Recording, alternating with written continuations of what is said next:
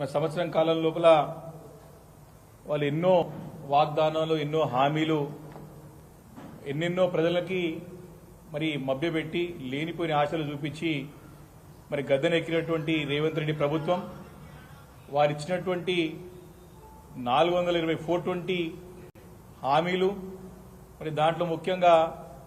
6 గ్యారంటీలు, 13 అంశాలతో కూడినటువంటి 6 గ్యారంటీలు 100 రోజుల్లో చేస్తామని చెప్పినటువంటి ప్రధానమైనటువంటి హామీ. మరి దాంతోపాటు ఏకకాలంలో డిసెంబర్ 9వ తారీఖున రుణమాఫీ చేస్తాం. 2 లక్షల తీసుకున్నటువంటి రుణాలు తీసుకున్న ప్రతి రైతు కూడా రుణమాఫీ చేస్తామని చెప్పి హామీ ఇచ్చి గద్దెనెక్కినటువంటి ఈ రేవంత్ రెడ్డి ప్రభుత్వాన్ని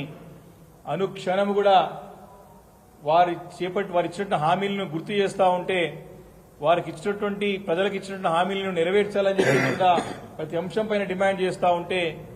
వాటిని తట్టుకోలేక, ఇచ్చిన హామీలు నిలబెట్టుకోలేక మరి గొంతు నొక్కే ప్రయత్నం ఆది నుంచి కూడా చేసే ఒక చర్యను చూస్తూ ఉన్నాం. అందులో భాగంగానే మా పార్టీ కార్మిక అధ్యక్షులు కేటీఆర్ గారు కానివ్వండి, మా పార్టీ సీనియర్ శాసనసభ్యులు, మంత్రిగా పనిచేసినటువంటి మరి హరీష్ రావు గారి పైన పదే పదే మరి గొంతు నొక్కే ప్రయత్నం, మరి గొంతు కోసే ప్రయత్నం ప్రతి సందర్భంలో కూడా చేస్తున్న సంగతి నేను ఈ యొక్క పత్రికా విలేకరుల సమావేశం ద్వారా ప్రజలకు చెప్పదలుచుకున్నాను. మరి ఈరోజు స్పష్టంగా ఏ అవకాశం, ఎలాంటి ఆధారాలు లేకున్నా తప్పుడు కేసులు బనాయించి కేసుల ద్వారా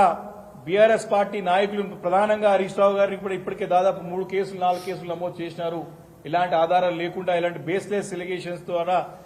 కేసులు బుక్ చేసి కేసుల ద్వారా భయపడే ప్రయత్నం ఈ ప్రభుత్వం, ముఖ్యంగా రేవంత్ రెడ్డి గారు చేస్తా ఉన్న సంగతి మరి ప్రజలందరూ గమనిస్తా ఉన్నారు.